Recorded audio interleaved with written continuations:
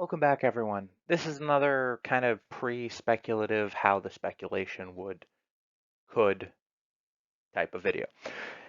Today's video, I've called it the Uranium Triangle, but it's basically if, big if, uranium has another big move, where I believe the epicenter of the speculative uh, impulse would be. So now this segment, I guess you could call it, is going to be a bit speculative in terms of if. So in this segment, I'm looking at if uranium goes crazy, what could be the epicenter of that? And if we're trying to answer that question, I think we need to look at the past and look at what happened and why it happened. Last time, I think if you look back and look at how the cycle played out, I think many people would agree the epicenter of excitement was probably Namibia.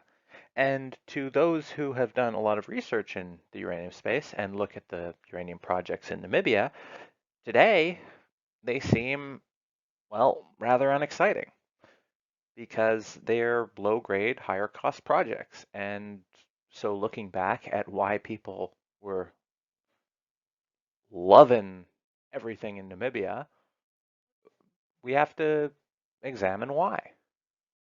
And when we go back and look at the biggest winners of the last cycle, yes, I know which one you're thinking right now. Probably 95%, maybe 99% of you are picturing one in mind, and I'll get to that in a sec. But I think that that one is actually maybe not exactly right. And I'll get into which one I think is the big winner, but it's closer than you think.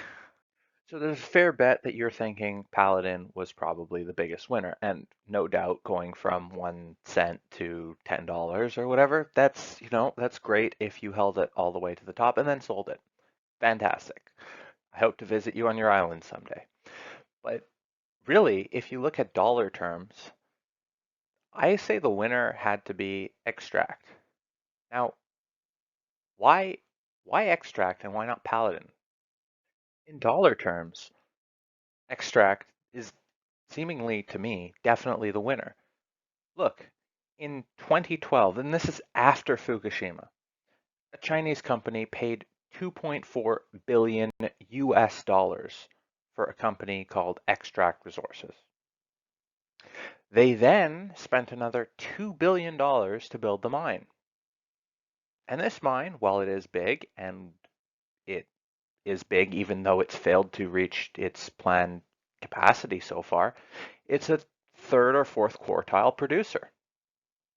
Now, if you know the price history of uranium from 2012 to present, you would know that this company, if they were caring about economics, probably lost, well, a lot of money.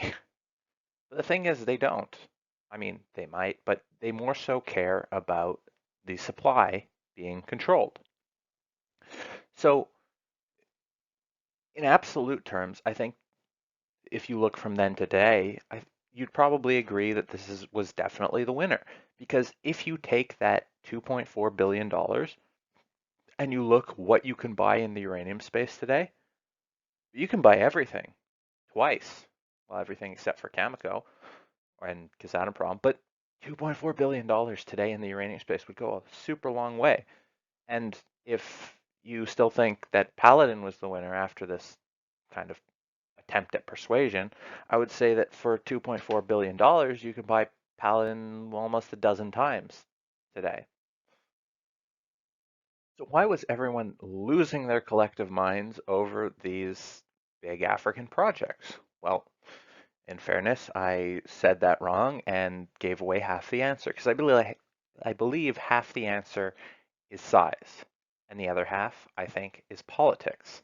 Because you look in Africa, and there's numerous big projects capable of significant levels of production. And in uranium, if you're a big enough power to want security of supply, you probably want a lot of uranium. And the other thing, you have governments that are inviting international development of uranium mines. And this is in stark contrast to certain other places in the world where it can take the better part of a decade to permit uranium production. So why Africa? Well, let's look comparatively at where you can find uranium. And then if you look at, well, what if what if you're not going to be selling the uranium, so you care less about costs?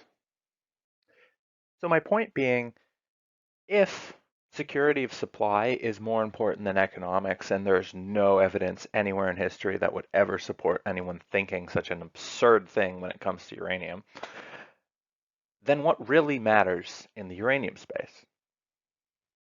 So my point is that if the security of supply narrative takes over again, and that's up to you if you think it will or not, then we could get to a point where economics are backwards because there's more value in the accessibility than in price, which feels backwards when it comes to mining, but it might actually, if you look at the history of uranium, part of that might seem to make a bit more sense in why certain equities act the way they do.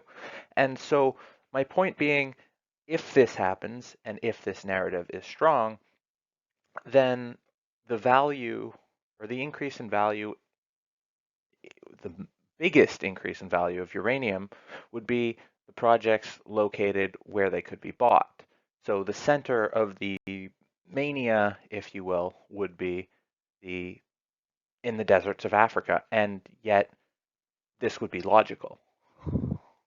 And while I say it could be logical, you're probably then going to have the mass confusion because people will who are thinking strategically within the uranium space see these projects and maybe think that they have more value. So then you have these projects trading at maybe a value higher than their net asset value in places that most people couldn't find on a map.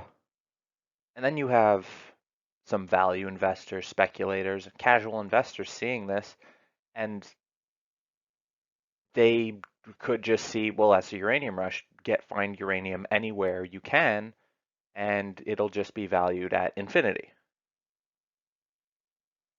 And my point with this video isn't that that's wrong or going to happen or not going to happen, just that the center of that would be somewhere that at this point, I don't know who's thinking about.